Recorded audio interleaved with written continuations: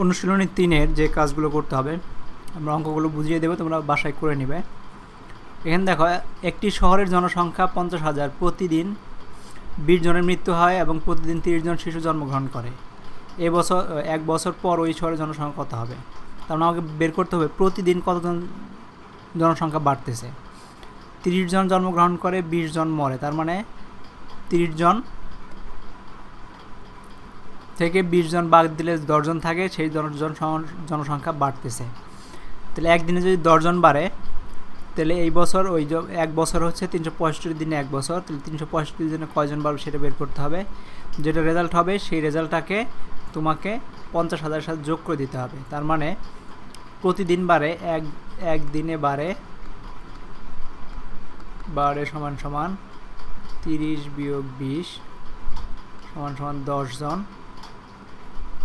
তাহলে 365 দিনে কয়জন বাড়বে? 65 দিনে বাড়ে, তাহলে 10 গুণন 365 সমান সমান 3, 6, 5, 0। এটাকে এখন এটার সাথে যোগ করে দিলে হবে। তার মানে 50,000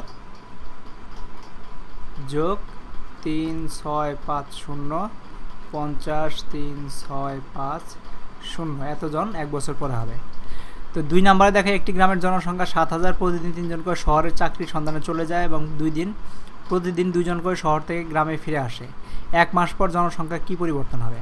তার মানে আমাদের বের করতে হবে 3 জন চলে যায়, 2 জন আসে, তার মানে হচ্ছে যতজন বেরিয়ে যাচ্ছে তার সাথে কম আসতেছে। তার মানে 3 বিয়োগ 2 জন 2, তার মানে 1 জন করে জনসংখ্যা কমতেছে। তাহলে 1 মাস পর, মানে একদিনে জনসংখ্যা কমে 1 জন, 30 দিনে জনসংখ্যা কমে 30 জন। এখন 7,000 থেকে 30 বিয়োগ করে দিলেই তোমার ফলাফল পেয়ে যাবে। 3, রহিম করিমের 5 ডজন মুরগির ডিম দিয়ে 7 ডজন হাঁসের ডিম নিয়ে আসে। রহিমের নিকট গ্রামে প্রথমে 9 ডজন ডিম ছিল, এখন তার নিকট কয়টি ডিম আছে এটা মনে রাখতে হবে। কারণ হচ্ছে 5 ডজন মুরগির ডিম দিয়ে 7 ডজন ডিম নিয়ে আসে, তার কাছে 9 ডজন ছিল, কারণ 5 ডজন দিলে তাকে 4 ডজন ছিল, তার সাথে 7 ডজন এসে যোগ হলো, তার 4 আর 7 11 ডজন, তার কাছে থাকলে 11 ডজন, মানে হচ্ছে 1 ডজন সমান 12টি ডিম। তার মানে হচ্ছে তাহলে 11 গুণন 12 যেটা হবে সেটাই হচ্ছে ততগুলো ডিম আছে। 4 নম্বর দেখো, একটি লেবুর দাম 1 টাকা হলে 20 হালি লেবুর দাম, এখানে মনে রাখবে হালি, লেবু বিক্রয় করে রতন কত টাকা পেল? তার মানে একটা লেবুর দাম 1 টাকা হলে 20 হালি লেবু মানে 20, 4টাতে 1 হালি, আমরা জানি 4টাতে 1 হালি, 20 গুণন 4, তার মানে 80টা লেবু বিক্রি করলে সে 80 টাকা পাবে। 5 নম্বর দেখো, 1 কুড়ি কই মাছ, 1 কুড়ি মানে 20টা, কই মাছের দাম 50 টাকা হলে একটি কই মাছের দাম কত? তাহলে 50 টাকারে 20 দিয়ে ভাগ করলে যেটা হবে ততটা একটা কই মাছের দাম। 6 নম্বর দেখো, 1 কলা বিক্রেতার নিকট 35 ডজন কলা আছে, তার নিকট কতটি কলা আছে? 35 ডজন কলা মানে হচ্ছে 12টাতে 1 ডজন, কারণ 35 গুণন 12 দিলে হচ্ছে যতগুলো কলা আসবে ততগুলো কলা তার কাছে আসে। 7 নম্বর দেখো, 2টি স্থানের দূরত্ব 10 কিলোমিটার, 1 মিটার প্রকাশ করে, 10 কিলোমিটার 1 মিটার প্রকাশ করে। আমরা জানি 1 কিলোমিটার সমান হইতেছে 1000 কিলোমিটার, 10 কিলোমিটার সমান 10,000 কিলোমিটার। 8 নম্বর, একটি গাড়ির চাকার পরিধি 6.25 মিটার, 40 কিলোমিটার পথ গেলে চাকাটি কতবার ঘুরবে? চাকার পরিধি মানে হচ্ছে, তোমরা চাকা নিশ্চয়ই চেনো, মনে করো এটা একটা চাকা, তো এইখান থেকে মনে করো একটা সুতা যদি তুমি এইভাবে ঘুরাইতা চাকার পাশ দিয়ে, তাহলে সুতা ঘোরানোর পরে সুতাটাকে যদি লম্বা করতা, সেটার দৈর্ঘ্য হচ্ছে এখানে দেওয়া আছে 6.25 মিটার। তার মানে এই চাকাটার পরিধি 25 মিটার। এই চাকাটা যদি একবার এখান থেকে শুরু করে ঘুরে যদি আবার এখানে আসে, চাকাটা যদি ঘোরা শুরু করে, ঘোরা এই পর্যন্ত আসে আবার, তার মানে 6.25 মিটার সে যায়। তার মানে 6.25 মিটার যেতে একবার ঘুরে লিখতে হবে। তাহলে 40 কিলোমিটার যেতে কতবার ঘুরে? 40 কিলোমিটার সমান 40 গুণন 1000 মিটার, এটাকে মিটার, যেহেতু এটা মিটার আছে এটাকে মিটার নিতে হবে, তাহলে 40,000 মিটার আসবে। তাহলে এত মিটার যেতে ঘুরে একবার, 40,000 মিটার যেতে কতবার ঘুরবে সেটা বের করে দিলে হয়ে যাবে। 9 নম্বর, দৌড় প্রতিযোগিতার জন্য ট্র্যাক কিভাবে তৈরি করলে 10,000 মিটার দৌড়ে 16 চক্কর দিতে হবে?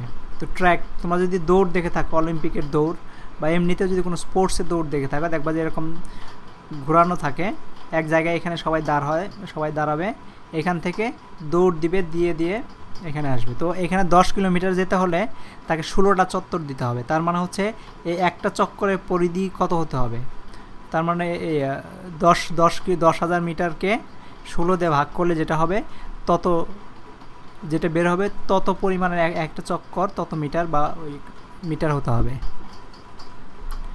10 হচ্ছে 125 মিটার বিশিষ্ট বৃত্তাকার ট্র্যাকে 24 চক্কর দিলে কত মিটার হবে, ওই একই রকমভাবে বের করে নেবা।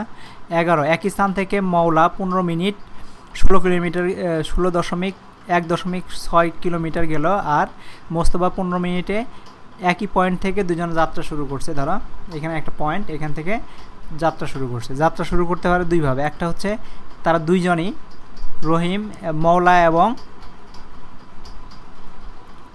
মোস্তফা একই দিকে যাইতে পারে, একই দিকে 15 মিনিট হেঁটে গেল, একজন গেল 1.6 কিলোমিটার, এটা একটু বাড়ায় দেয় কারণ সে বেশি, আরেকজন গেছে 1 কিলোমিটার 500 মিটার, মানে হচ্ছে 1.5 কিলোমিটার, 500 মিটারে হচ্ছে 0.5 কিলোমিটার।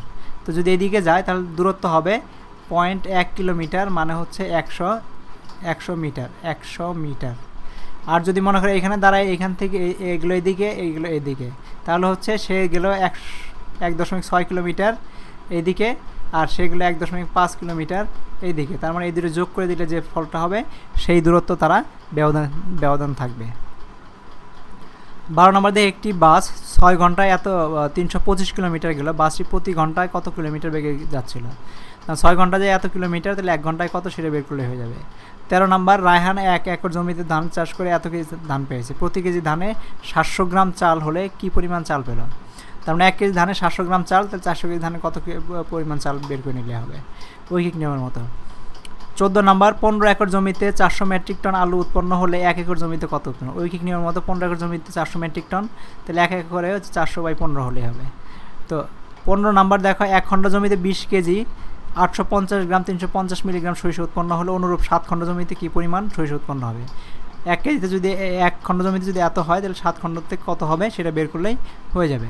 16 নম্বর একটি সিমেন্ট ফ্যাক্টরিতে প্রতিদিন 5000 ব্যাগ, মনে রাখবো ব্যাগ সিমেন্ট হয়, প্রতি ব্যাগ সিমেন্টের ওজন 25 গ্রাম 30 সেন্টিগ্রাম হলে হয়, তবে দৈনিক সিমেন্টের উৎপাদন কত। তার মানে 1 ব্যাগের ওজন হচ্ছে 25 গ্রাম 30 সেন্টিগ্রাম, তাহলে 500 ব্যাগের ওজন হবে এর গুণন 500, এগুলোকে যে রেজাল্ট হবে সেটাই তত পরিমাণ সিমেন্ট দৈনিক উৎপন্ন হয়। 17 নম্বর দেখায় একটি স্টিল মিলে বার্ষিক 3 লাখ মেট্রিক টন রড তৈরি হয়, দৈনিক কী পরিমাণ রড তৈরি হয়। তাহলে বার্ষিক বছরের তৈরি হয় এত মেট্রিক টন, বছর মানে হচ্ছে 365 দিনে তৈরি হয় এত মেট্রিক টন, আর তাহলে একদিনে কত হবে, এতকে 365 দিয়ে ভাগ করলে বের হয়ে যাবে। 18 এক ব্যবসায়ী কোনো একদিন 18 কেজি 300 গ্রাম চাল এবং 5 সমস্ত চালের 3 কেজি লবণ বিক্রয় করে।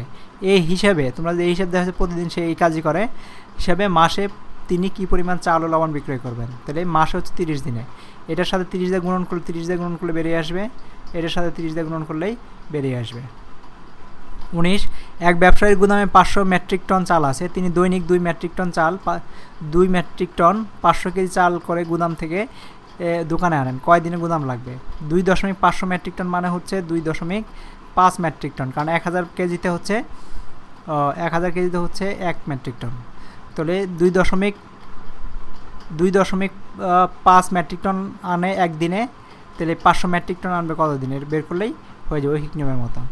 তাহলে 20 নাম্বার একটি বাস যদি 80 লিটার ডিজেলে 125 কিলোমিটার যায়, তবে প্রতি কিলোমিটার যেতে কী পরিমাণ ডিজেল লাগবে।